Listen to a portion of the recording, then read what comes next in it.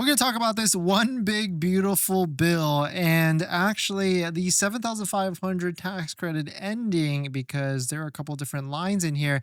That's just the beginning. There is much more that is probably going to be affecting you, your electrical purchase, and things surrounding that as well. Let's take a look at this. There is, of course, this new one big beautiful bill. It just passed the House committee. Next up is the voting for the House, and then, of course, Senate, and then, of course, signing by Trump. Yesterday, we talked about they're trying to get this done by July 4th, which I mean, coming up pretty soon. I think the first step, their goal is like around Memorial Day, which is coming up, or maybe it's already done. And certainly after that, it's going to be like a July 4th type of thing. And this is a massive document. You can Google it and you can see all of the different things that they are trying to change in here. And there is a ton. Of course, we know that the 7,500 is on the chopping block, but there's a lot more to it. And so certainly let's take a look at some of the different things here. And so 7,500 EV tax credit unlimited. No more massive 7,500 EV tax credit on Teslas and electric vehicles. But there's actually, I mean, this is more specific going to be going to affect Tesla, but there's going to be a lot more brands that are going to be affected. And there might be some brands that might not be affected right away. The second one that is definitely going to be affecting a lot of you out there that have electric vehicles or about to buy one. This is in this bill $250 annual federal electric vehicle fee. And on top of that, $100 or $100 if you've got a hybrid as a annual fee for those vehicles. It's supposed to help replace gas taxes and fix the roads and other things like that. So, I mean, that's, $250, that's like what, $20 a month. And that's going to be adding up because that kind of kills a little bit of gas savings. And so it's a little bit of a tough one, but just keep in mind that is in there as well. Number three, new deduction for US built cars only. You will be able to deduct loan interest, but only if your vehicle is made in the US. This sounds great on paper, and maybe this sounds like, hey, this could replace the 7,500 federal tax credit because if the federal tax credits are limited, but you can deduct loan interest, then maybe it's a little bit of a wash and would still benefit. But I mean, at the same time, Model 3 is 0% interest financing. Model Y is 1.99% financing. And even if it was at like 5.49% financing for a Tesla vehicle or an American made vehicle, you're not going to be paying 7,500 in interest on a loan for like 60 to 72 months.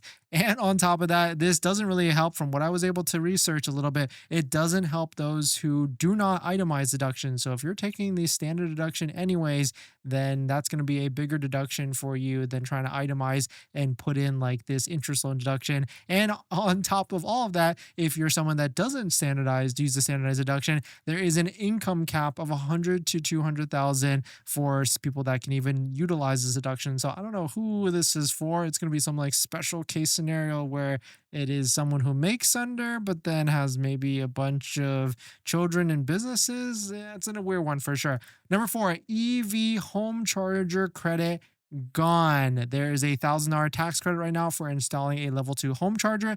That is also on the chopping block on the big beautiful bill as well. And so I know a lot of you, I mean, the good thing with this is there are state local utilities that can chip in for a like $1,000 credit, like in the California areas. And so certainly maybe that will offset it, but you won't be able to use it or get a credit on your taxes for that or write off or whatever it may be. And number five, of course, be in line with the 7,500 tax credit going away, the leasing loophole that all these manufacturers, electric vehicles, Tesla, Rivian, Lucid, and all of them are using to pass on that savings will also be eliminated. And so I would definitely say you will be expecting less leasing deals, especially some of these leasing deals that are crazy. What we see, like $210 a month for a Model 3 rear-wheel drive, or even like $100 for that Charger Scat Pack or whatever electric vehicle. Yeah, you won't definitely be seeing those anymore because of how subsidized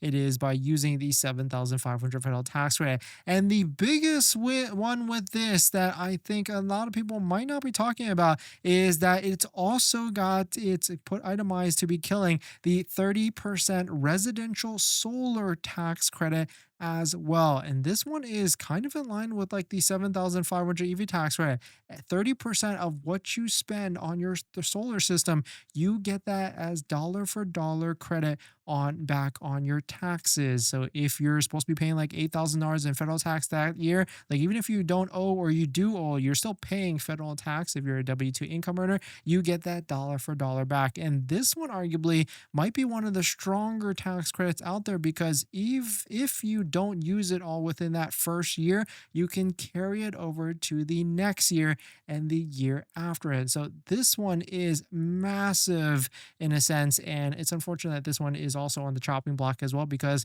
we installed solar last year, and it is, you do get 30% back of it, and it is a very, very nice thing, especially to offset some of your electric vehicle usage and everything. And so certainly let us know what your thoughts are. Let us know what you're thinking about this 7,500. Again, the timeline, as it says, like from Mike Johnson, Speaker of the U.S. House of Representatives, maybe they're talking about just passing the House committee or the House of Representative. They were saying like July 4th. I don't know if it's going to be that quick for like all the way passing and for Trump July 4th, but certainly it could be very interesting. And here's an example of how solar can help you out if you own your home, planning to be in for 5+ years.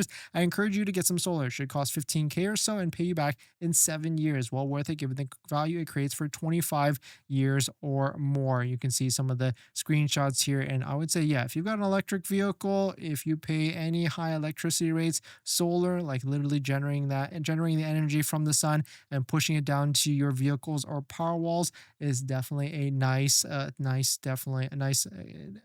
experience at the end of the day. But let us know what your thoughts on it. Let us know what you're thinking.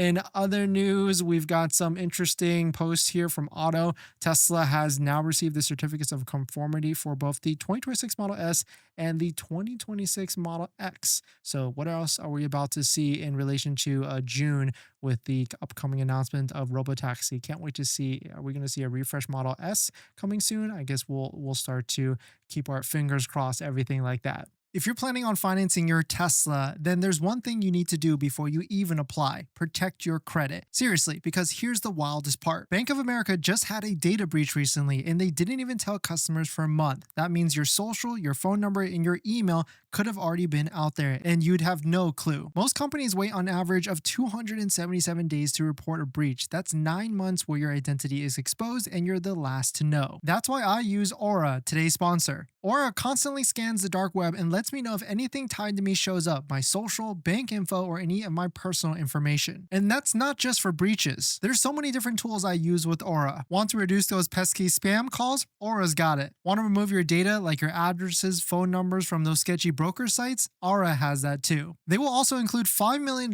in identity theft insurance, and everything's packed into one clean app. You can try it free for 14 days at aura.com/DennisCW. I'll put that in the description as well. Don't wait until someone else tells you your data is at risk. That's like turning on Sentry mode after your car got keyed. Protect your credit before you apply. I'm doing it, and you should too.